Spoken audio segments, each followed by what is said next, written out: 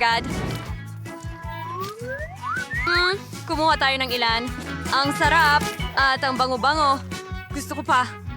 Sarap. Nako! Biglang naging napakainit. May noodles ba ako na may pulang paminta? Nako! Anong bangungot?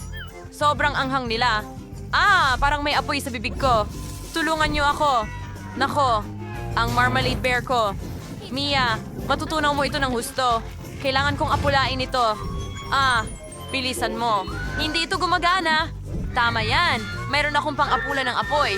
Ito ang kailangan mo sa mga ganitong sandali. Mia, maghintay ka. Umubra ito. Oo, umubra. Pero medyo nasobrahan ka sa telepono. Ngayon nabalutan na ako nito. Oh no, natunaw na ang marmalade bear ko. Paano ko ito kakainin ngayon? Subukan natin. Masarap pa rin, pero parang matamis na putik. Mia, ang saya mo sa lahat ng